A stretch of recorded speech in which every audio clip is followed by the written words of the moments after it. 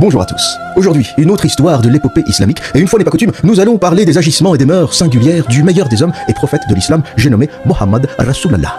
Va t'asseoir confortablement, va te chercher un petit thé, un petit café, des cacahuètes, des pistaches, des dattes, tu fais comme tu veux. Cette histoire est une dinguerie. Et comme à son habitude, le meilleur des hommes, Rasulallah, sallallahu alayhi wa sallam, va vous régaler. De comprendre qui était vraiment le meilleur des hommes à ses débuts au travers de ce mariage plutôt atypique avec cette femme riche et puissante commerçante de Quraysh, Khadija, 15 ans plus âgée que lui. Elle avait 40 ans alors qu'il en avait 25 et elle épouse Mohammed en lui offrant un esclave. La première femme du meilleur des hommes était donc une sugar mamie qui l'a non seulement épousée, mais qui lui a aussi donné du travail. Il s'occupait de ses caravanes et de son commerce. Mohammed est donc le premier gold digger, la première michetonneuse de l'histoire, qui était logée, blanchie, nourrie par une riche et puissante commerçante, une riche et puissante femme de Quraysh, 15 ans plus âgée que lui. Il faut savoir qu'on observe deux phases chez Mohammed. Avant 50 ans, une phase pendant laquelle il a plutôt été un homme tranquille, pour ne pas dire un homme déconstruit, un homme soumis, qui travaillait pour l'une des femmes les plus riches et les plus respectées de sa tribu, Quraysh, et qui s'appelait Khadija.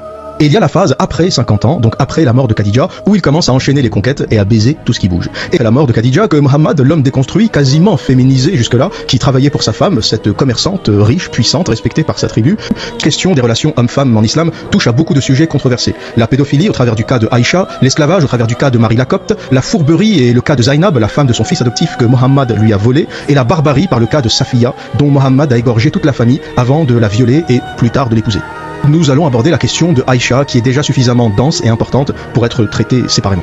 Ce qu'on sait du mariage du prophète à Aïcha est rapporté dans approximativement 21 hadiths authentiques. Il est donc très difficile de nier les faits, et à part le mensonge et la fourberie, rien ne peut contredire le cas Aïcha. Aïcha est la seconde épouse du prophète de l'islam, qu'il épouse 1 an après la mort de Khadija. À peine 1 an après la mort de Khadija, il s'intéresse à cette petite fille, Aïcha, qui est la fille de son meilleur ami, de son compagnon. Aïcha a rapporté que le prophète l'a épousée alors qu'elle avait 6 ans, et qu'il a consommé son mariage alors qu'elle avait 9 ans. C'est l'histoire la plus rapportée et la mieux rapportée de l'islam. Il est impossible de s'en échapper. Vous imaginez aujourd'hui ce que font les gens pour défendre l'islam? Ils sont obligés de mentir, ils sont obligés d'insulter, ils sont obligés de devenir racistes. L'odeur du caca est de plus en plus forte. Lorsqu'on ouvre des livres et qu'on voit 21 hadiths qui parlent de pédophilie, si vous ouvrez les livres, vous allez vomir. Si vous ouvrez les livres de cette doctrine, de ce dogme qu'on appelle islam, vous allez vomir. Et pour revenir à la question d'Aïcha, pourquoi il n'a pas eu d'enfant avec elle? Eh bien, parce qu'il a certainement détruit son système reproductif. Et il la tripote depuis l'âge de 6 ans, parce qu'il y a aussi d'autres textes dans l'histoire de Tabari qui expliquent qu'il l'a épousée à 6 ans, mais il allait lui rendre visite jusqu'à l'âge de 9 ans avant qu'il la prenne, et qu'il faisait des choses, qu'il la tripotait, qu'il n'arrivait pas à commettre l'acte sexuel parce qu'elle était trop petite, mais il y allait, il la visitait et il la tripotait. Et c'est à 9 ans qu'il a commis l'acte sexuel.